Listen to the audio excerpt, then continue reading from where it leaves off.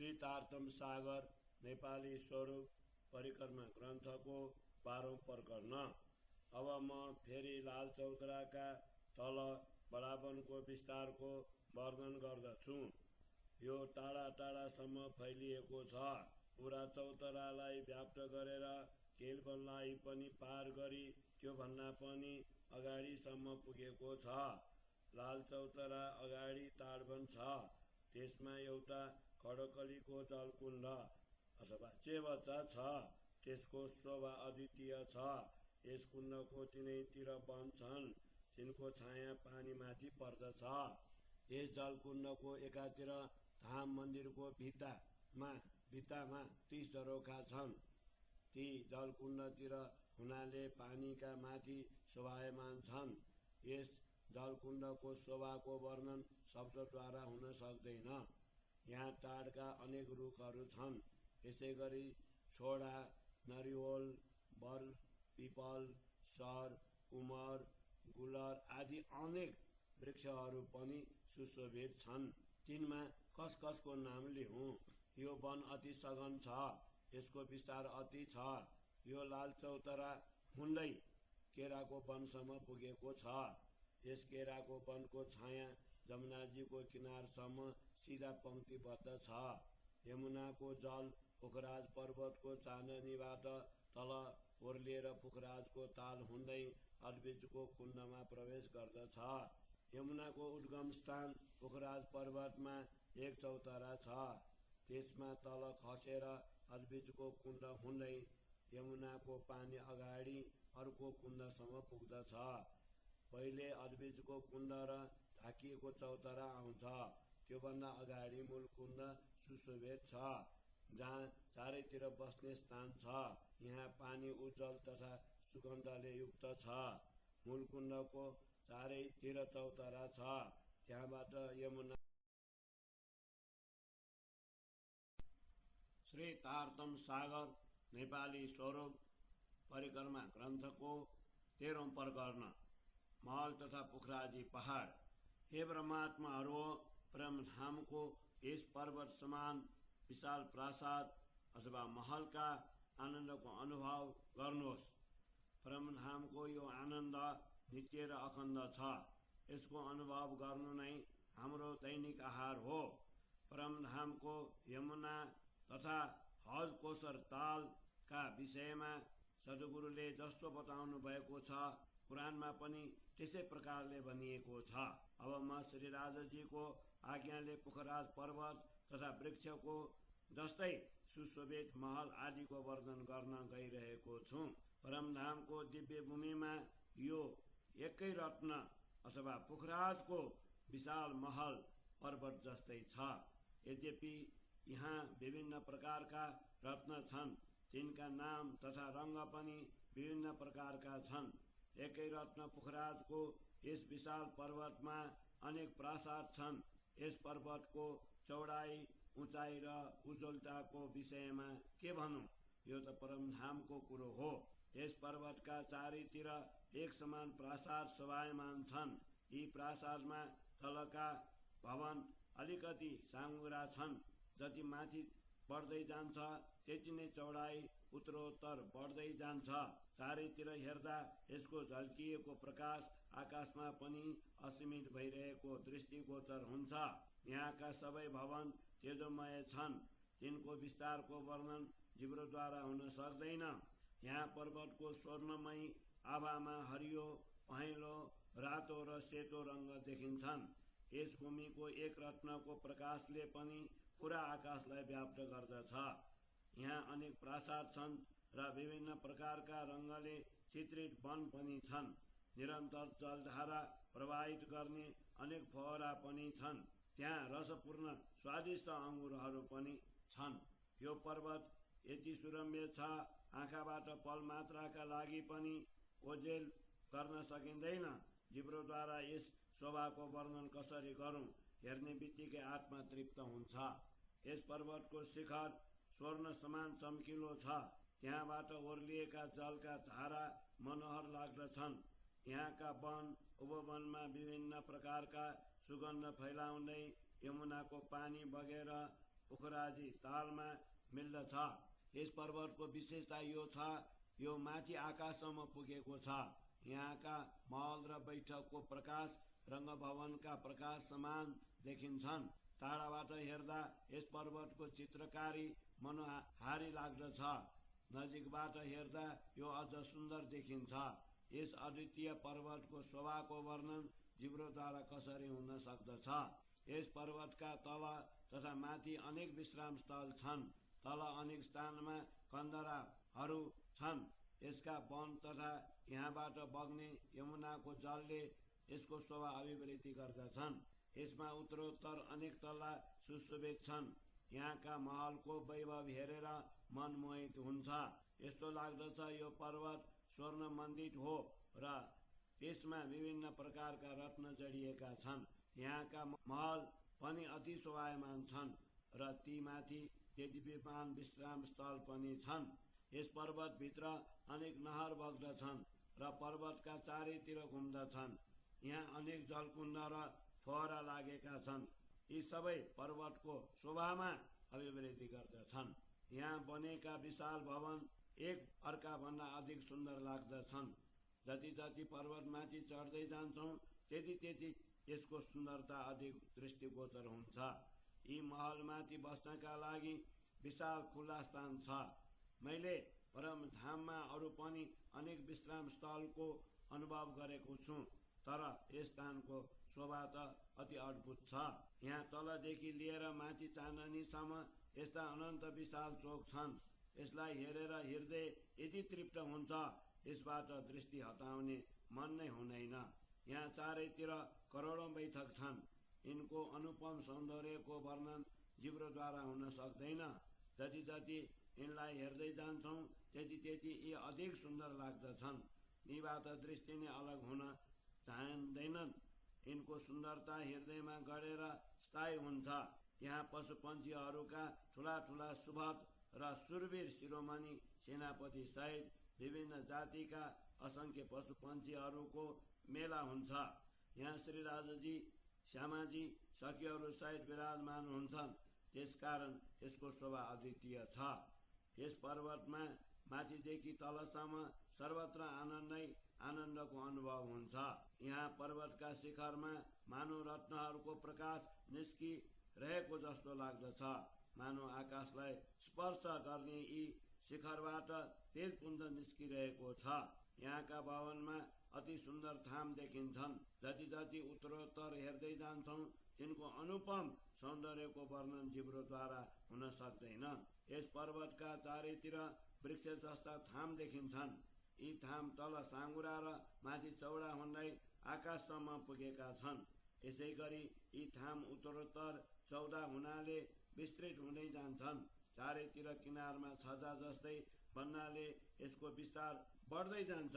जति जति यी महल माथितिर चढ्दै जान्छौँ त्यति त्यति तिनका चारैतिर पंक्तिबद्ध थाम देखिन्छन्। यसरी पोखराज पर्वतको विस्तार उचाइसम्म निरन्तर बढ्दै जान्छ। एक महलका माथि अर्को महल यसरी चढ्दै गएको यो पर्वत माथि आकाशलाई स्पर्श गर्दछ। यसको शोभा विस्तार बढ्दै गएको छ। यस जिब्रोद्वारा त्यसको वर्णन कसरी हुन सक्दछ। यसरी यस पर्वतमाथि जति जति महल बढ्दै जान्छ त्यति त्यति त्यसको शोभा बढ्दै जान्छ। महलका चारैतिर पंक्तिबद्ध थामहरू छन्। तिनमा जगमगाएको प्रकाशको शोभाको वर्णन कसरी गर्ने। यस पर्वतमा तलदेखि माथिसम्म महल, झरोखा र बैठकको खुला स्थान पडसाल छ। यसै गरी चोक, ठाम, विश्राम स्थल, दलान र भित्ता पनि अनेक छन्। जसरी महलका माथि महलको विस्तार हुँदै गएको छ त्यसरी नै तिनको शोभा पनि बढ्दै गएको छ। यसरी अनेक ठुला ठुला महल यहाँ दृष्टिगोचर हुन्छन्। चारैतिर छजा बढ्दै जानाले यहाँ ठुला ठुला महल देखिन्छन्। साथै अनेक रङका सिँढीहरू पनि छन्। यी सबै एकै रत्नका छन्। यस पर्वतको चाँदनी 1000 पाटाको छ। यसमा चारैतिर 1000 गुर्जा शोभायमान छन्। बीचमा विभिन्न भवन छन्। यसमा अनेक प्रकारका विश्राम स्थल र झरोखा सुशोभित छन्। यी 1000 पाटामा 1000 रङ देखिन्छन्। प्रत्येक पाटामा रङ अलग अलग छन्। यहाँ थामहरूको प्रकाश भूमिदेखि लिएर चाँदनीसम्म एक अर्कासँग स्पर्धा गरेको देखिन्छ। माथिबाट चौडा र तल साँघुरा देखिने यस पर्वतमाथि पंक्तिबद्ध थाम देखिन्छन्, जो तलबाट माथिसम्म चारैतिर सुशोभित छन्। यी 1000 पाटामा पनि चारैतिर महल छन्। पुखराज पर्वतका यी सबै महल रत्नजडित जस्ता लाग्दछन्। यो जिब्रो यिनको शोभाको वर्णन गर्न सक्दैन। श्री तारतन सागर नेपाली स्वरूपको परिक्रमा किताबको 14औं प्रकरण। हे ब्रह्मात्माहरू हो, 20 तलाको महलका तल पुखराजको ताल छ। त्यसलाई आत्मदृष्टिले हेर्नुहोस्। आफ्ना प्रियतमका चरणमा रहेर क्षणभरका लागि पनि उहाँबाट अलग नहुनुहोस्। पुखराज पर्वतका महलले घेरिएको यस पुखराजी तालको विस्तार अति ठुलो छ। ठुला ठुला महलका तल यो ताल शोभायमान छ। त्यसको केही वर्णन गर्दछु। यहाँ 12,000 ब्रह्मात्माहरू बस्नका लागि ठुला ठुला बैठक र दलान छन्। यहाँ श्री राजाजी, श्यामाजी र ब्रह्मात्माहरूको बैठक हुन्छ। यसको शोभाको कुनै सीमा नै छैन। यहाँ रत्नका ठुला ठुला थाम छन्। तिनका कति रङ्गहरूको वर्णन गरौँ। यिनमा भिन्न भिन्न रङ्गका अनेक छत छन्। तिनबाट निस्किने ज्योति परस्पर स्पर्धा गर्दछन्। तालमाथि स्थित महलमा धेरै छत छन्। तिनको प्रतिबिम्ब पानीमा पर्दछ। यी सबै महलहरूको प्रतिबिम्ब पानीमा देखिन्छ। यसको शोभाको वर्णन जिब्रोद्वारा हुन सक्दैन। आकाशी महलको चाँदनीबाट बग्दै गरेको पानी तल महलहरूमा आउँछ। त्यसकारण यी महलहरूका भित्र नहरहरूद्वारा चारैतिर पानी प्रवाहित हुन्छ। यो पानी सबै महलहरूमा प्रवाहित हुँदै पुखराजी तालमा समाहित हुन्छ। यस पुखराजी तालका चारैतिर अलग अलग ठुला महल छन्। पर्वततिर महलका ठुला ठुला छत देखिन्छन् र दुवैतिर वृक्षहरूको छत शोभायमान छ। दुवैतिरका पाल माथि पनि महल छन्। तिनका दुवैतिर बडा वन पर्दछ। यहाँका महल तथा वनको शोभा अति ठुलो छ, तर म त्यसको केही वर्णन गर्दछु। यी महलहरूका दुवैतिर बडा वनका वृक्षहरूको हार छ र पछाडि पश्चिमतिर महलका माथि महल छन्। तिनको शोभा अति सुन्दर छ। यस पुखराजी तालको महल अगाडि पूर्वतिर दुवै किनारमा 2 गुर्ज छन्। यिनका किनारमा छज्जा छन्। यी दुवै गुर्जका बीचमा नहरद्वारा बगेको पानी 4 धारा झरनाका रूपमा तल खस्दछन्। यी चारै जलधाराहरूमा प्रत्येकबाट 4-4 यसरी 16 धाराका रूपमा भएर पानी खस्दछ। यस बेला जलको कलकल गर्न प्रिय लाग्दछ। अद्भिजको कुण्डका द्वारका दुवैतिर 2 ठुला गुर्ज छन्। तिनका मध्यमा ठुलो दलान छ। यही स्थित 16 जलद्वार भएर पानी अद्भिजको कुण्डमा खस्दछ। यिनका दुवैतिर स्थित थाम तथा झरोखा अत्यन्त शोभायुक्त छन्। तल विशेष महलमा बसेर जब माथि हेर्दछौँ तब यी गुर्जले माथि आकाशलाई स्पर्श गरिरहेको देखिन्छन्। यी महलको वर्णन के गर्ने, जहाँ स्वयं श्री राजाजी, श्यामाजी र ब्रह्मात्माहरूका साथ विभिन्न लीलाहरू गर्नुहुन्छ। यी गुर्जका दुवैतिर स्थित ठुलो महल दुवैतिरबाट सुशोभित छन्। यी भवन पुखराजी ताल तथा अद्भिजको कुण्डतिर जहाँबाट अलग अलग धाराहरू रूपमा पानी खस्दछ, यो शोभायुक्त लाग्दछ। अद्भिजको कुण्डमा स्थित 4 अलग अलग श्रेणीहरूको जस्तै माथि 4 तला, मध्यमा प्रत्येक तलामा 4-4 जलधारा खस्दछन्। यी जलधारा अद्भिजको कुण्डमा खस्दछन्। त्यसका चारैतिर महल शोभायमान छन्। दुवैतिर वृक्षहरूका हार छन्। ती पश्चिमपट्टि पुखराजी तालको महलका साथ मिल्दछन्। यस कुण्डका चारैतिर मन्दिरका झरोका छन्। मध्यमा बगेका जलधाराहरू अति शोभायमान छन्। त्यहाँ स्थित ठुला ठुला बैठक र दलानमा बसेर श्री राजा, श्यामाजी र ब्रह्मात्माहरू आनन्दको अनुभव गर्दछन्। यस कुण्डका माथि विशेष महल छ। त्यहाँ छचल्किने पानीका धाराहरू लहर मनोहारी लाग्दछन्। यो जल पोखराजीको चाँदनीबाट खसेर धाराद्वारा जलधाराका रूपमा कुण्डमा खस्दछ।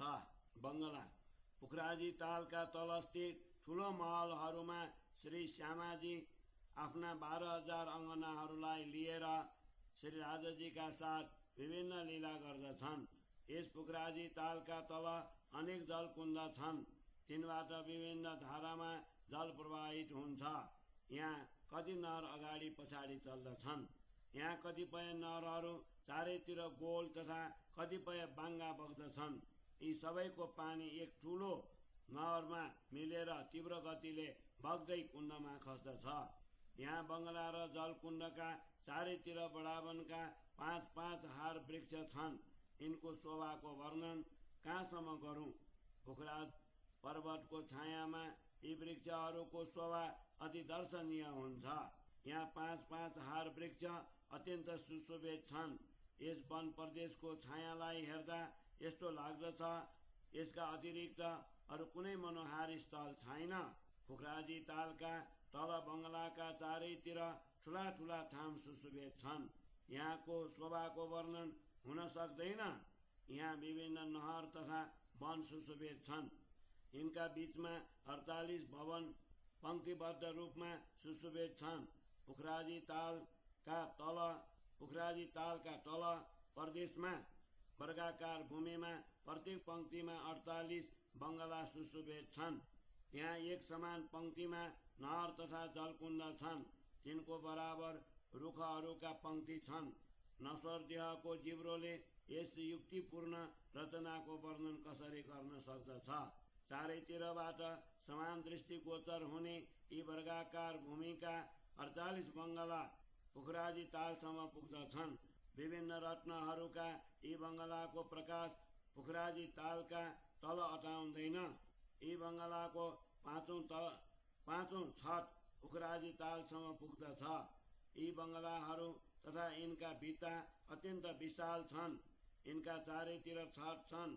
यिनको सुन्दरता हृदयमा अंकित भएपछि परम सुखको अनुभव हुन्छ। यी सबै बङ्गलाका बीचमा स्थित चौतरा र विश्राम स्थलहरूमा विभिन्न रङका कोमल गलैँचा बिछिएका छन्। ती माथि लता तथा पुष्पहरूका अनेक चित्रकारी छन्। यी बङ्गलाहरूका चारैतिर ठाम तथा मन्दिरका पंक्तिहरूमा कतै द्विमार्ग ढोपुडे, कतै 3 मार्ग र कतै 4 मार्गका चोक छन्। तिनमा विभिन्न रत्नहरूको आभा झल्किन्छ। यी मन्दिरहरूमा सिसा, प्याला, डब्बा तथा विमान आदि विभिन्न प्रकारका सामग्री विद्यमान छन्। बीचमा स्थित चौतरामा कतै साधारण तथा कतै छत्रीदार सिंहासन छन्। विभिन्न स्थानमा बस्नका लागि आरामदायी कुर्सी तथा साना सिंहासन शोभायमान छन्। यहाँ कतिपय ठाउँमा झुला झुन्डिएका छन् तथा कतिपय मन्दिरका पलङमा सैजा बिछिएका छन्। तिनमा जडायमान विभिन्न प्रकारका रत्न एक अर्कासँग स्पर्धा गर्दै आफ्नो आभा छर्दछन्। विभिन्न मन्दिरमा जडिएका झुलाका जन्जिर सुशोभित भइरहेका छन्। यहाँ डब्बा, पुतली तथा विमान राखिएका छन्। यहाँ श्री राजाजी, श्यामाजी तथा ब्रह्मात्माहरूका मध्यमा विराजमान हुन्छन्। यहाँका भवनहरूका सिँढीहरू सुवर्ण मण्डित छन्। तिनमा हीरा, माणिक्य, पोखराज आदि रत्नहरू जडिएका छन्। माथिका तलामा चौकीमाथि अनेक प्रकारका सामग्री सन्दुकमा राखिएका छन्। अनेक ढोकाको मूल भागमा रत्नादि झल्किरहेका छन्। यी ढोकाका कडा, अर्घल, बेनी र जन्जिर आदिबाट अपार प्रकाश निस्कन्छ। प्रत्येक बङ्गलाको विस्तार अति ठूलो छ। तिनका अगाडि ठूलो सभागृह अथवा दरबार छ। यसका भित्र साना भवन र मन्दिरहरू छन्। त्यसको गणना गर्न सकिँदैन। परमधामका यी वन तथा रत्नहरूको शोभाको वर्णन यस जिब्रोद्वारा हुन सक्दैन। यहाँ बीच बीचमा स्थित चौतरामा बसेर ब्रह्मात्माहरू श्री राजाजीका साथ अपार आनन्दको अनुभव गर्दछन्। ठूलो बङ्गलाका मध्यमा स्थित चौतराका चारैतिर नहरद्वारा जल प्रवाहित हुन्छ।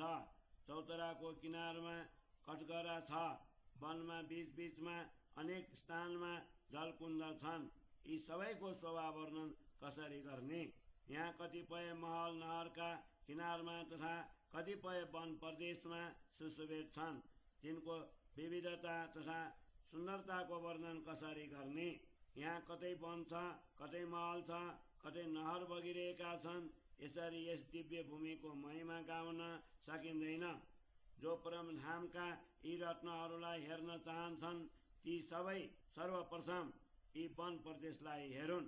यहाँ जस्तो शोभा पोखराज पर्वतको छ त्यसै अनुरूप त्यसका नजिकको भूमि तथा त्यहाँका वृक्षहरूको पनि छ। श्री तारतम सागर नेपाली स्वरूप परिक्रमा ग्रन्थको 15औं प्रकरण। जमुनाजीको मूलकुण्ड कठवार चौतरा र मूलकुण्ड। हे ब्रह्मात्माहरू हो, तपाईहरू सबै मिलेर यमुना तटमा स्थित महललाई हेर्नुहोस्। क्षणभरका लागि पनि यस अनुपम सौन्दर्यबाट दृष्टि नहटाउनुहोस्। यही हाम्रो जीवनको आधार हो। यमुनाजीको यो पानी अद्भिजको कुण्डबाट प्रवाहित भएर तल ओर्लन्दै दुवै किनारका वृक्षहरूका मध्य भई एक ठूलो नहर जस्तै पूर्व दिशातिर अगाडि बढिरहेको छ। यमुनाजीको यो पानी पोखराज पर्वतबाट निस्केर ढाकिएको चौतरा तल हुँदै अगाडि बढ्दछ। यस चौतरामाथि बस्नका लागि सुन्दर स्थान छ। यस चौतराका चारैतिर कठघरा छ। माथिबाट वृक्षको छाया पर्दछ। चौथातिर यो छाया किनारको महलमा पनि छाएको छ। यहाँ बसेर ब्रह्मा आत्माहरू आनन्दको अनुभव गर्दछन्। यमुनाको यो पानी मूल रूपमा पोखराजको तराईबाट पूर्वतिर प्रवाहित हुँदै ढाकिएको चौतराबाट ओर्लेर अगाडि मूलकुण्डमा पुग्दछ र त्यहाँबाट पनि ओर्लेर यमुनाका रूपमा प्रवाहित हुन्छ। यस मूलकुण्डका चारैतिर बैठक छ। यसको शोभा अद्वितीय छ। यसका तिनैतिर कठघरा छ। त्यहाँ उज्जवल पानीको सुगन्ध हुन्छ। यो कठघरा रत्न जस्तै विभिन्न रङको छ। यसको प्रकाशको वर्णन कहाँसम्म गरौँ? यसरी मूलकुण्ड चौतरा तथा त्यसका कठघराको शोभाको वर्णन शब्दद्वारा हुन सक्दैन। मूलकुण्डबाट निस्केर केही टाढासम्म यमुना ढाकिएको छ। तिनका दुवै किनार ढाकिएका छन्। दुवै किनारका चौतरामाथि बैठकहरू छन्। यिनका ठाम दुई पंक्तिमा देखिन्छन्। यहाँ ठूला वृक्षहरूको शीतल छाया चौतरालाई व्याप्त गरेर कुण्डसम्म पुगेको छ। यी वृक्षहरू पनि महल जस्तै दुवैतिर समान रूपले पंक्तिबद्ध छन्। मध्यमा यमुनाको पानी प्रवाहित हुन्छ। यमुनाका दुवै किनार पालमा निर्मल पानी माथि कठघरा सुशोभित छ। जहाँसम्म यो पानी ढाकिएर प्रवाहित हुन्छ त्यसको अद्वितीय शोभाको वर्णन यस बुद्धिद्वारा हुन सक्दैन। यमुनाका दुवै किनारमा पाल रूप दुई चौतरा छन्। यिनका दुवैतिर कठघरा छन्। बीचबीचमा थाम पनि छन्। यिनको शोभा अति अद्भुत देखिन्छ। यी थाम माथि रत्न जडित सुन्दर मन्दिरहरू छन्। तलबाट कलकल ध्वनि गर्दै पानी प्रवाहित हुन्छ। यस शोभाको वर्णन गर्न सकिँदैन। यी मन्दिरमाथि विभिन्न प्रकारका कलश छन्। किनारमा यिनको शोभा अनुपम छ। यी माथि अनेक चित्रकारी छन्। तिनको प्रकाश आकाशमा पनि असीमित हुन्छ। यहाँ श्री श्यामाजी तथा ब्रह्मात्माहरू श्री राजाजीका साथ बस्दछन्। म यस समयको शोभाको वर्णन कुन जिब्रोले गरौँ? यहाँ भन्दा अगाडिको शोभा केही अनुपम छ। यमुनाजीका दुवै किनारमा दुई दुई ठामका पंक्तिहरू छन्। दुवैतिरका किनार माथिबाट ढाकिएका छन्। मध्यमा बगेको जमुनाजी टाढासम्म पुगेको छ। दुवै किनारमा विश्राम स्थल छन्। तिनलाई घेरेर सघन वन प्रदेश छ। यहाँ यमुनाको शोभा अद्वितीय छ। त्यसलाई शब्दद्वारा प्रकट गर्न सकिँदैन। दुवैतिर स्थित मन्दिरमाथि कङ्गुरा तथा कलश शोभायमान छन्। यहाँ बस्नका लागि सुन्दर स्थान छ। दुवैतिर पाल रूप चौतरा पनि शोभायमान छन्। अब यहाँबाट यमुनाजी दक्षिणतिर मोडिएर हज कोसर तालतिर श्री तारतम सागर नेपाली स्वरूप परिक्रमा ग्रन्थको 16औं प्रकरण पुल महल दुवै जोहारतका। हे ब्रह्मात्माहरू हो, तपाईहरू अन्तर्दृष्टिले हेर्नुहोस्। परमात्मा तपाईहरूलाई यमुनाका दुवै पुलका तल 10 नहर तथा जलद्वार देखाइरहनु भएको छ। परमात्माले ममाथि अपार दया गर्नुभएको छ, जसका कारण मैले यमुनाका माथि पुलमा स्थित महलको दर्शन गरेँ। म यस आनन्दलाई कसका अगाडि भनौँ? ब्रह्मात्माहरू बिना कसैले पनि यसको अनुभव गर्न सक्दैनन्। दुवै पुलका तल एक अर्काका अगाडि द्वार जस्तै सुन्दर तोरण अथवा मेहराब छन्। यमुनाको पानी आफ्नो सीमामा बगेर यिनै द्वारका अगाडि आएर निस्कन्छन्। यमुनाको यो पानी नहर जस्तै एक द्वार भएर अगाडिको अर्को द्वारलाई पनि पार गर्दै अगाडि बढ्दछ। यसरी पुल महलका तल बग्दै यो पानी अगाडि पुग्दछ। यी दुवै पुलका महल 5औं तलासम्म समान रूपले सुशोभित छन्। यमुनाका दुवैतिर पुलका महल पानीमाथि प्रतिबिम्बित हुन्छन्। यी दुवै महलका बीचमा दुवै पुलका तल पानी प्रवाहित हुन्छ। यी दुवै महल अक्षरातीत परमात्माका हुन्, त्यसकारण यिनको महिमाको वर्णन कसरी हुन सक्दछ? रङ्गभवनका द्वार अगाडि बीचमा अमृतवन तथा पातको घाट छ। त्यसको दायाँतिर तथा बायाँतिर 3 घाट छन्। यस प्रकार नै 7 घाटको विवरण छ। बटको घाट नजिक बटको पुल छ। त्यसका चारैतिर छत निस्केका छन्, जसका थामका हार आउँछन्। यी हारमा 2 हार उत्तर दक्षिण दिशामा पानीमाथि छन् र 2 हार पुलका पूर्व र पश्चिम दिशामा किनार अर्थात् जलमार्गमा आउँछ। केराको घाटमा शोभायमान पुल महलको रचना पनि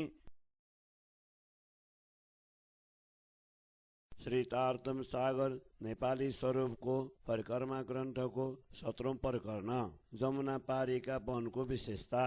यमुना पारी अक्षरधामतिरका वन प्रदेशलाई पनि यसै गरी हृदयङ्गम गर्नुहोस्। जमुना किनारमा पंक्तिबद्ध वृक्षहरूका हाँगा सर्वत्र एक समान दृष्टिगोचर हुन्छन्। जहाँसम्म दृष्टि पुग्दछ त्यहाँसम्म वन देखिन्छ।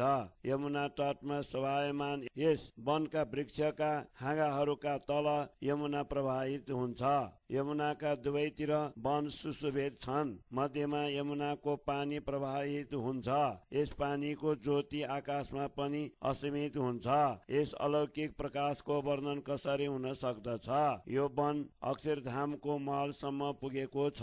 यसका वृक्षहरूका हाँगाहरू छाता समान देखिन्छन्। रङ्गभवनतिरका वृक्षहरू जस्तै यहाँका वृक्ष पनि तेजोमय छन्। अक्षरधामका महलका चारैतिर जहाँसम्म दृष्टि पुग्दछ त्यहाँ सर्वत्र यस वनका वृक्षहरू व्याप्त छन्। त्यहाँ सर्वत्र यसको नै प्रकाश देखिन्छ।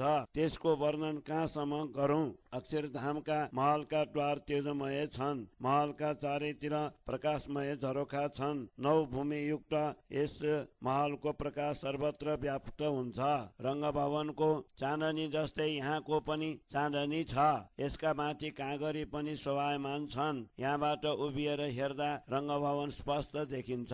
दुवै महलका द्वार एक अर्काका अगाडि एकै पंक्तिमा सुशोभित छन्। यसरी अक्षरधाम तथा परमधामको शोभाको वर्णन नै हुन सक्दैन। यहाँका वनका वृक्षहरूको छाया सर्वत्र छाता समान देखिन्छ। जहाँसम्म दृष्टि पुग्दछ सर्वत्र यिनको अनन्त शोभा समान रूपले देखिन्छ। यहाँका दिव्य भूमि तथा वनको सुन्दरता बारम्बार हेर्ने खालको छ। बारम्बार हेर्दा पनि त्यहाँबाट दृष्टि हट्दैन। परमधामका चारैतिर सर्वत्र वृक्षहरूको छाया एक समान छ। यहाँसम्म कि यमुना तथा तालका चारैतिर पंक्तिबद्ध उभिएका वृक्षहरूको समान छाया अक्षरधामसम्म पुगेको छ। अक्षरधामका चारैतिर यो वन व्याप्त छ। त्यहाँ पनि यसको छाया यसै प्रकारको छ। यस शोभाको वर्णन यस नश्वर जिब्रोद्वारा कसरी गरौं? यस वनमा अनेक प्रकारका पशुपक्षी विचरण गर्दछन्। ती अनेक प्रकारका खेल गर्दै आफ्नो बोलीमा बोल्दछन्, गुन्जन गर्दछन्। कोलाहल श्री तारतम सागर नेपाली स्वरूप परिक्रमा ग्रन्थको 18औं प्रकरण परिक्रमा मूल मिलावाको। हे परमात्मा, हजुरले हामीलाई वियोग किन दिनुभयो, जसबाट हाम्रो अन्तरङ्ग स्थान मूल मिलावा नै हामीबाट छुट्यो।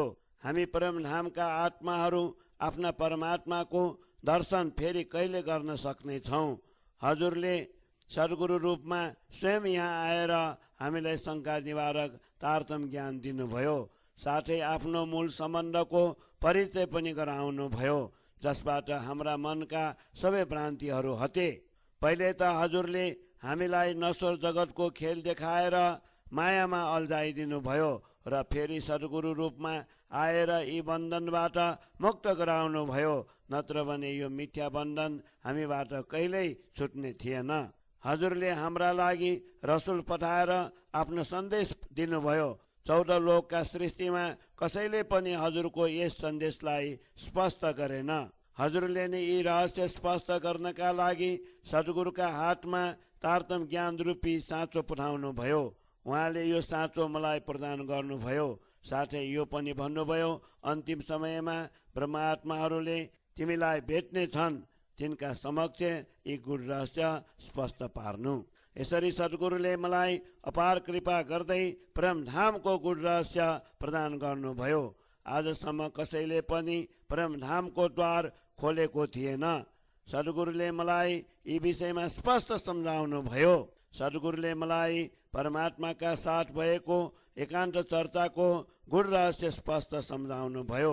यसरी शङ्का निवारक तारतम ज्ञान प्रदान गरेर उहाँले मलाई परमधामका सबै रहस्य स्पष्ट पार्नुभयो।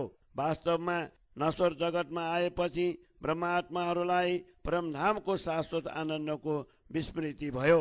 नत्र भने अहिलेसम्म हाम्रा हृदयमा परमधामको प्रेम किन प्रकट भएन, जबकि हाम्रो सम्बन्ध परमात्मासँग छ। यसरी परमात्माले हामीमाथि अपार दया गर्दै परमधामको मूल आनन्द फेरि प्रदान गर्नुभयो, जसको सम्बन्ध साक्षात परमात्मासँग छ। यस्ता ब्रह्मात्माहरू यी कुरा सुनेर किन जागृत हुँदैनन्? अब त ब्रह्मात्माहरूले शङ्का निवारक ज्ञान प्राप्त गरेका छन्, तापनि अहिलेसम्म ती आफ्ना आँखा किन खोल्दैनन्, जसको सम्बन्ध परमात्मासँग छ? यस्ता ब्रह्मात्माहरूको हृदयमा अहिलेसम्म शाश्वत प्रेम किन प्रकट भइरहेको छैन? परमात्माको ज्ञान प्राप्त भएपछि हामीलाई परमधामका प्रत्येक वस्तुको शुद्धि भयो, तापनि जसको सम्बन्ध साक्षात अक्षरातीतका साथ छ, यस्ता परमात्माहरूलाई त्यो प्रेम प्राप्त भइरहेको छैन। परमधाममा त हामी परमात्माका चरणबाट क्षण मात्रका लागि पनि दूर भएनौं, तर संसारमा धेरै समय बितिसक्यो के परमात्मालाई यी सबै कुरा थाहा छैन? हाम्रो मूल सम्बन्ध अब कहाँ गयो? परमात्माले यस नश्वर जगतमा पनि परमधामको अलौकिक आनन्दको अनुभव गराउनु भयो। उहाँले यहाँ आफ्नो शाश्वत ज्ञान पठाउनु भयो, तापनि उहाँका साथ हाम्रो सम्बन्ध कहाँ छुट्यो? 14 लोकका प्राणी बेसुद्धीमा परेका थिए। यस्तो स्थितिमा तारतम ज्ञान प्रदान गरेर परमात्माले हामीलाई शङ्का रहित बनाइदिनु भयो र परमधामका सबै शाश्वत सुख प्रदान गर्नुभयो। यसरी परमात्माले आफ्नो प्रगाढ सम्बन्धको परिचय दिनुभएको छ। परमधाममा हाम्रो हाँसो गर्नका लागि परमात्माले हामीलाई यसरी 3 पटक मायाको खेल देखाउनु भयो। हाम्रो प्रेमको सामर्थ्य हेर्नका लागि नै उहाँले यस्तो गर्नुभयो। हामीले उहाँको सम्बन्धलाई भुल्यौं। 14 लोकको व्यवधान पारेर उहाँ हाम्रा नजिक कहाँ लुक्नुभयो? वास्तवमा परमात्मा चिन्तनद्वारा अति नजिक हुनुहुन्छ, तापनि उहाँका साथ हाम्रो यो सम्बन्ध छुट्यो। हामीलाई त यो पनि शुद्धि थिएन। हजुर हामीदेखि कुन दिशामा बस्नु भएको छ र हामी हजुरदेखि कता छौं? हजुर र हामी बीच ब्रह्माण्डको यो व्यवधान किन पर्यो र हामी कसरी हजुरका चरण समातेर बसेका छौँ? पहिले भ्रमको आवरण पारेर ब्रह्मात्माहरूलाई किन छलरूपी संसारमा पठाउनु भयो? फेरि यस आवरणलाई हटाउनका लागि तारतम्य ज्ञान रूपी साँचो तथा जागृत बुद्धि प्रदान गर्नुभयो। हे परमात्मा, हजुरले हामीलाई कस्तो शङ्का रहितताको ज्ञान प्रदान गर्नुभयो, जसबाट हामीमा अब कुनै प्रकारको पनि श्री तारतम्य सागर नेपाली स्वरूप परिक्रमा ग्रन्थको 19औं प्रकरण। परमात्माले रङ्गभवनको प्रथम तलामा बसेर मूल मिलावामा ब्रह्मात्माहरूलाई बसाएर तिनको चाहना बढाउँदै तिनलाई यो नश्वर खेल देखाउनु भयो। परमात्मा बिना अरू को यस यथार्थताको वर्णन गर्न सक्दछ? त्यसकारण शङ्का निवारक तारतम्य ज्ञान दिएर उहाँले यस रहस्यलाई स्पष्ट गरिदिनु भयो। परमधाम रङ्गमहलका झरोकामा बसेर मन्द सुगन्ध शीतल वायुको प्रभावबाट प्राप्त हुने आनन्द अब कहाँ गयो? वर्षा ऋतुमा वनमा हुने विभिन्न खेलको आनन्द पनि कहाँ भुलियो? वर्षा ऋतुमा वनमा कुहु कुहु गर्ने कोइली तथा पिउँ पिउँ गर्ने मयरको बोली, आकाशमा छाएका घनघोर बादल तथा चम्किएको बिजुलीको गर्जना अब कहाँ गयो? पिउँ पिउँ गर्ने मयूरको बोली, आकाशमा छाएका घनघोर बादल तथा चम्किएको बिजुलीको गर्जना अब कहाँ गयो? दुई दुई ब्रह्मात्माहरू सुखपालमा बसेर भ्रमणको आनन्द लिन्छन्। आफ्ना प्रियतम परमात्माका साथ यमुना तथा हज कोसर तालमा विहार गर्ने ब्रह्मात्माहरूको आनन्द अब कहाँ गयो? हे परमात्मा, हाम्रा यी सबै आनन्द कहाँ विलीन भयो? अब म कहाँ गएर यसका लागि प्रार्थना गरौँ? हजुरले त आफ्ना अतिरिक्त कुनै पनि आधार पनि देखाउनु भएन। हजुर स्वयं अहिलेसम्म किन विचार गर्नु हुँदैन? हजुर बिना हाम्रा दिन र रातको समय कसरी व्यतीत भइरहेछ? हजुर बिना परमधाममा कसरी बस्न सक्दछौँ? हाम्रो यो मूल सम्बन्ध अब कहाँ गयो? रङ्गमहलको द्वितीय तलामा स्थित जलकुण्डको जलक्रीडा तथा फुलवनीका 12,000 मन्दिरका लीलाहरूको अपार आनन्द आफ्ना प्रियतम परमात्मा बिना हामीलाई कसले दिनेछ? परमधामको तेस्रो तलाका झरोकामा बसेर हामी अक्षरधामलाई हेर्दछौँ। अक्षरधाम तथा रङ्गमहलका दुवै द्वार प्रकाशमय छन्। हे परमात्मा, अब हजुर यो आनन्द कहिले प्रदान गर्नुहुन्छ? यसै झरोकामा बसेको समयमा हजुरको दर्शन गर्नका लागि नित्यप्रति अक्षर ब्रह्म आउँछन्। परमात्मा, हजुर हामीलाई यो आनन्द श्री तारतम्य सागर नेपाली स्वरूप परिक्रमा ग्रन्थको 20औं प्रकरण। धाम अगाडिको खुला चाँदनी। रङ्गभवनको मुख्य द्वारका दुवै खापाको वर्णन कसरी गरौँ? ऐना रङ्गका यी खापा प्रकाशमय छन्। भूमिदेखि लिएर आकाशसम्म यिनको प्रकाश व्याप्त छ। जिब्रोद्वारा यिनको वर्णन हुन सक्दैन। यस विशाल द्वारका दुवैतिरका भित्ताको रङ्ग सद्गुरुले रातो भन्नुभएको छ। यस नश्वर जिब्रोद्वारा रङ्गमहलका भित्तीय शोभाको वर्णन कसरी सम्भव होला? द्वारका दुवैतिर स्थित भित्ताका साथ दुई चौतरामा दुवैतिर 8 तोरण छन्। यिनको शोभालाई राम्ररी हेर्दा स्वप्नभर जगतको अस्तित्व पलभरमा नै समाप्त हुन्छ। जुन दुई चौतरा 8 तोरणको वर्णन गरिएको छ, त्यो श्री राजाजी, श्यामाजी र ब्रह्मात्माहरूको बैठक स्थल हो। त्यसको तेजोमय प्रकाश भूमिदेखि लिएर आकाशसम्म फैलिएको छ। यी दुवै चौतरामा 5 रङ्गका 20 थाम छन्। तिनमा 10 बायाँतिर र 10 दायाँतिर छन्। यिनको प्रकाश पनि झलमल्ल भइरहेको छ। हीरा, माणिक्य, पुखराज, वैदुर्य मणि, नीलमणि जस्ता रत्नहरूले निर्मित यी ज्योतिर्मय थाम 10 दायाँतिर र 10 बायाँतिर शोभायमान छन्। जस्तो अगाडिका थामको रङ्गको क्रम छ, त्यस्तै प्रकारको क्रम भित्तामा अङ्कित थामहरूको पनि छ। यसरी दुवै चौतरामा 20 थाम शोभायमान छन् र भित्ताको रङ्ग रातो छ। रङ्गमहलका अगाडि खुला आँगन र 4 चौतरा छन्। यिनमा 2 चौतरा तल चाँदनी चोकमा स्थित छन् र 2 रङ्गमहलका द्वारका साथ जोडिएका छन्। रङ्गभवनको यो आनन्दको वर्णन कसरी गर्ने? परमात्मा श्यामाजी र 12,000 ब्रह्मात्माहरूलाई यी अगाडि चौतराको कठघराभित्र बसाएर अनन्त आनन्द प्रदान गर्नुहुन्छ। यी महलका अगाडि खेलौनाका समान पशुपन्छी अपार कलाका साथ क्रीडा गर्दछन्। यी सबैका अलग अलग नाम तब भन्न सकिन्छ जब यिनको कुनै गणना हुन्छ। ब्रह्मधामका यी ब्रह्मात्माहरू श्री राजाजी तथा श्यामाजीका साथ दिनरात आनन्दको अनुभव गर्दछन्। श्री राजाजीको आज्ञाले नै यस संसारमा ब्रह्मात्माहरूका लागि यो आनन्द प्रकट गरेको हो। चारैतिर खुल्ला यस चाँदनी चोकमा तिनैतिर समान रूपले वन प्रदेश छ र अर्कातिर रङ्गभवनका झरोखा छन्। अगाडि 2 चौतरा शोभायमान छन्। अगाडि यी चौतरामा रातो र हरियो रङ्गका 2 वृक्ष शोभायमान छन्। यी वृक्षको रङ्गभवनका द्वार तथा यी चौतराको ज्योतिर्मय प्रकाशले आकाशलाई पनि प्रकाशित गर्दछ। यस दिव्य भूमिको ज्योतिका विषयमा के भनौँ? यस्तो लाग्दछ मानौ भूमि र आकाश दुवै एकै भएका छन्। रङ्गभवन अगाडिका यी दृश्यको शोभाको वर्णन कसरी गर्ने? यी सबै सर्वाधिक शोभायमान लाग्दछन्। हामी सबै ब्रह्मात्माहरू मिलेर रङ्गमहल अगाडि चौतरामा बस्दछौँ। हाम्रा अगाडि बाँदर र अरू पशुपन्छी विभिन्न प्रकारका क्रीडा तथा नृत्य गर्दछन्। अब हाम्रो यो आनन्द कहाँ गयो? यस चौतरामा सिंहासन तथा आरामदायी कुर्सीहरू छन्। तीमाथि हामी 12,000 ब्रह्मात्माहरू बस्दछौँ। हाम्रा अगाडि मयूर आदि पन्छी नृत्य गर्दछन्। अब यस आनन्दको अनुभव कहाँ गयो? परमात्मा पनि यहाँ बसेर हाम्रा साथ विभिन्न प्रकारले प्रेमालाप गर्नुहुन्छ।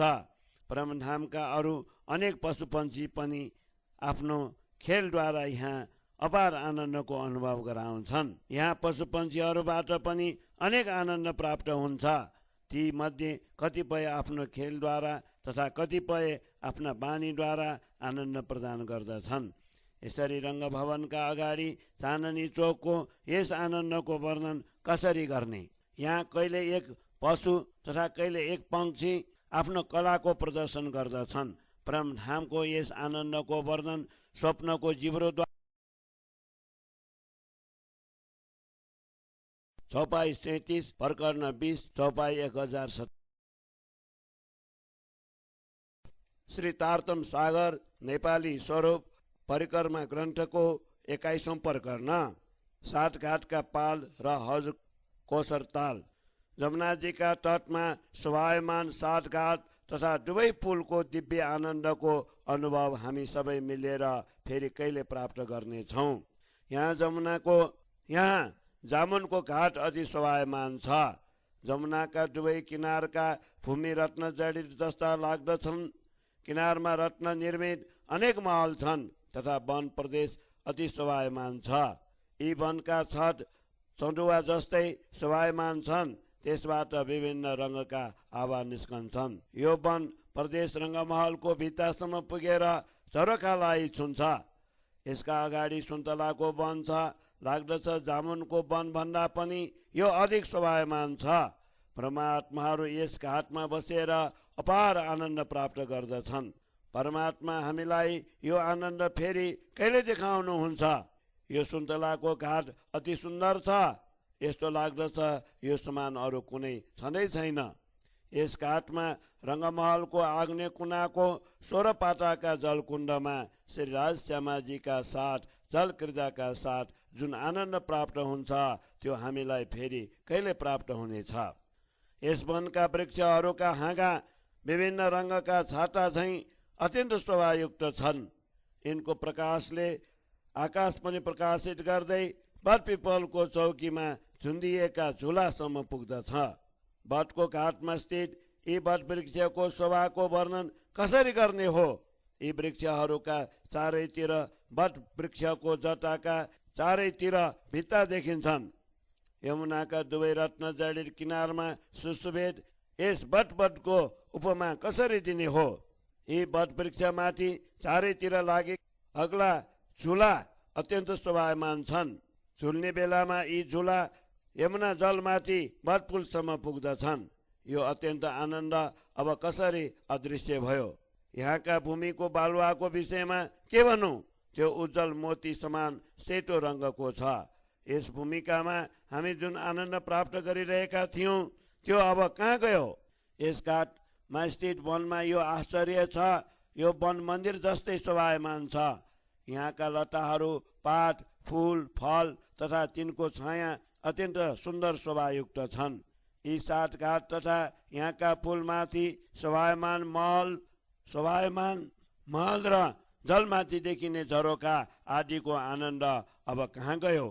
जसका तल जमुना बग्दै नहर जस्तै बन्दछ, जसका तल यमुना बग्दै नहर जस्तै बन्दछ। यमुनाको तटमा स्थित बटघाटबाट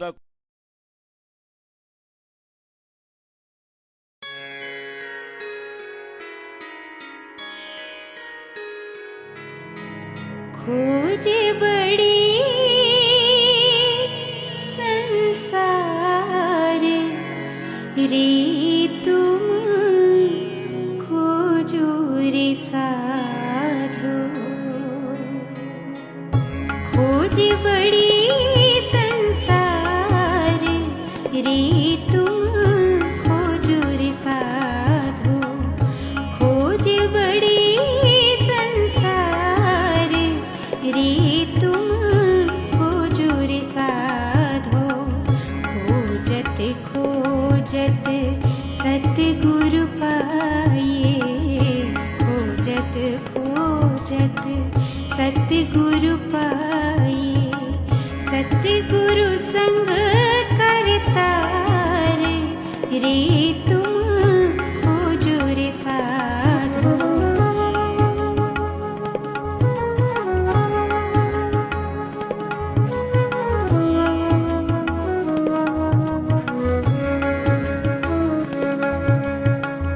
भगत होत भगवान की।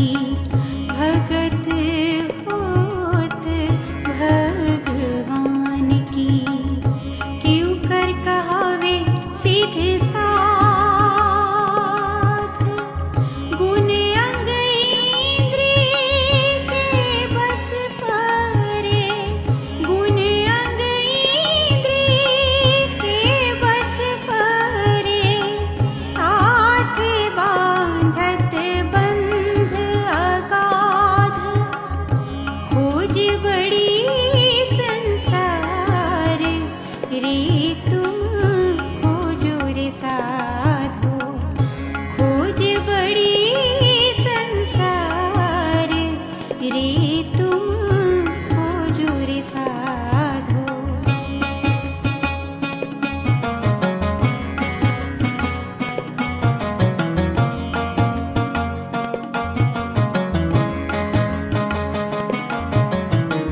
सतगुरु क्यों पाइए कुली में। सतगुरु क्यों पाइए कुली में। भेखे बिगाड़्यो वैराग। डिम्भकाए दुनिया ले डबोई। डिम्भकाए दुनिया ले डबोई। बाहिर शीतल महियाग।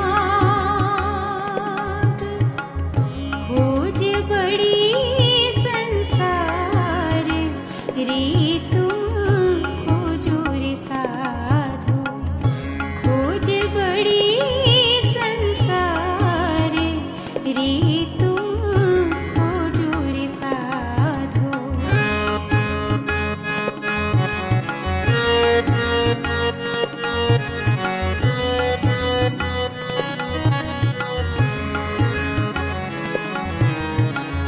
उदर कारण बेचे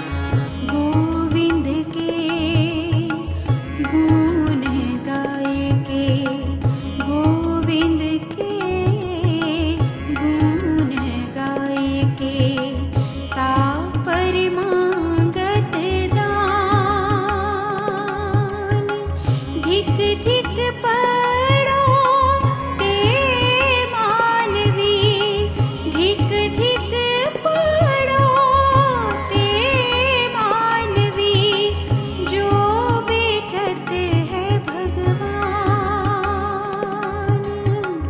खोज बड़ी संसार रे तुम खोजो रे साधो, खोज बड़ी संसार रे तुम खोजो रे साधो,